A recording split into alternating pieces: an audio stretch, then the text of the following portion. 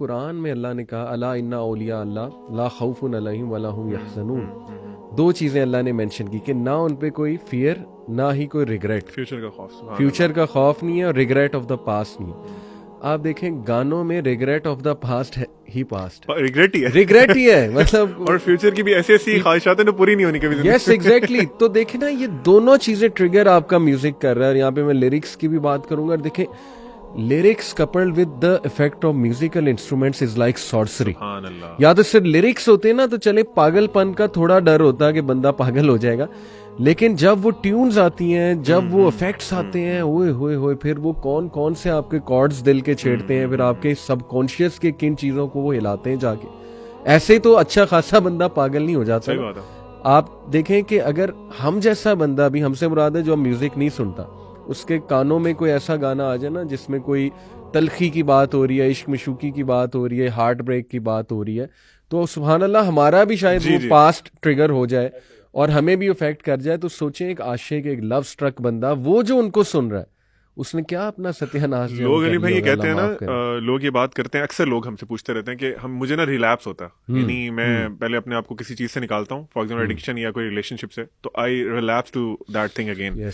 One of the major reasons is जो आपने अभी बताई है, आपको म्यूजिक वहां से निकलने नहीं देता। आप फॉर एग्जांपल आपका कोई ब्रेकअप हो गया या आपने कोई रिश्ता छोड़ दिया, हराम relationship, for the sake of Allah, आप म्यूजिक सुनते हैं, आप गाने सुनते हैं, बॉलीवुड हॉलीवुड सारे, वो आपको दोबारा याद कराते हैं, यार जब मैं उसके साथ टाइम स्पेंड करता था, इट वाज सो फन, और ये और वो, और आप उसे मिस करते हैं, तो यू रिलैप्स अगेन। तो म्यूजिक तो आपको नहीं छोड़ने देगा, आपको ये दोनों चीजें साथ साथ छोड़नी पड़ेंगी इंशाल्लाह। अच्छा, और इसमें ना थोड़ी सी इंसानी नफ्सियात भी समझे। मैं आपको अपना एक जाती वाकया बताता हूँ। मुझे ना ये 2 साल पहले बिंज ईटिंग का बहुत मसला रहता था। बिंज ईटिंग आपको पता है एक साइकोलॉजिकल डिसऑर्डर है। अच्छा, मैं अल्हम्दुलिल्लाह उससे पिछले साल उससे निकला, लेकिन मेरी लाइफ में मेरे वालिद साहब का इंतकाल हुआ। आपको पता है कि आपकी फैमिली में जब भी किसी की डेथ हो तो वो एक बहुत लो फेज आता है आप पे।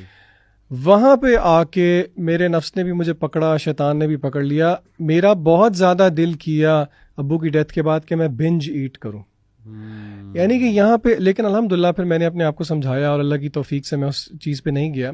यहाँ पे मैं इसको म्यूज़िक से रिलेट इसलिए करना चाह रहा हूँ कि बहुत सारे वाक़यात आप जब म्यूज़िक सुनते हैं ना तो आपको शौक होता है, तो आप अपनी ज़िंदगी के बहुत सारी इवेंट्स को रिलेट करते हैं म्यूज़िक के साथ। मसलन फॉर एग्जांपल आपकी ज़िंदगी में खुशी आई, बंदा ट्रिप पे जा रहा है, एक प्लेलिस्ट बनाई हुई है, कोई गमी का मौका आया जहाँ आपने गज़लों की प्लेलिस्ट बना ली है, आप दोस्तों के साथ जा रहे हैं, आप डेथ मेटल सुन रहे हैं, वो आपको एड्रेनलिन नेक्स्ट लेवल पे लेके जा रहा है। अच्छा, फिर होता यह है कि आपकी ज़िंदगी में जब भी कोई इस तरह का इवेंट आया, मसलन कि आपको लो आ गया कोई, तो आप उसको सहारा देने की कोशिश करेंगे अपनी तरफ से वो लो गानों को, जो कि अपेरेंटली तो आप समझ रहे होंगे कि मुझे वो हेल्प कर रहे हैं, लेकिन वो आपको हेल्प नहीं कर रहे, वो आपको मजीद नीचे लेके जा रहे होते। मेरे साथ इस तरह हुआ, ये अब्दुल अलीम ने जिस तरह बात की है ना, I think 3 years back 4 years back मैं अपनी फैमिली के साथ एक रेस्टोरेंट में बैठ के हम खाना खा रहे थे।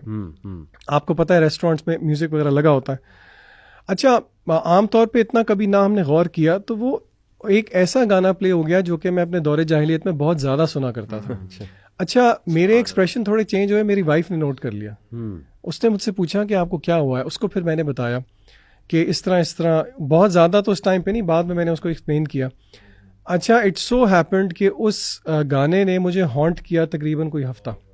फिर मैंने हमारे जो दोस्त भाई हैं हमास, उसको मैंने उसके साथ ये शेयर किया। मैंने कहा यार ये जेन्युइन मसला हो गया मेरे साथ, कि उसने फिर मुझे एक रेमेडी बताई विच वर्कड। उसने कहा था जब म्यूजिक छोड़ा था तब जो कुरान मजीद की तिलावत सुनी थी ना, उसको दोबारा सुनो। यानी कि बहुत ये चीज़ पावरफुल होती है। और मैं अपनी ऑडियंस को कहूँगा कि आप कुरान मजीद की ना मुख्तलिफ तर्ज से तिलावत होती है।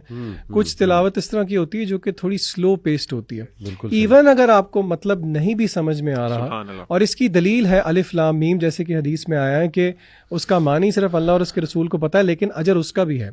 कुरान मजीद को गौर से सुनने के बारे में कुरान खुद कहता है लअल्लकुम तुरहमून, कि उस वक़्त गौर से अगर सुना जाए तो रहमत होती है। तो मेरी सब जो भी म्यूज़िक सुन रहे हैं, आप ये ना समझें कि हम आपको ये कह रहे हैं कि हम म्यूज़िक नहीं सुनते इसलिए हम we only advocate Quran for this. नहीं, there are good reasons why आपको भी सोचना चाहिए इस बारे में।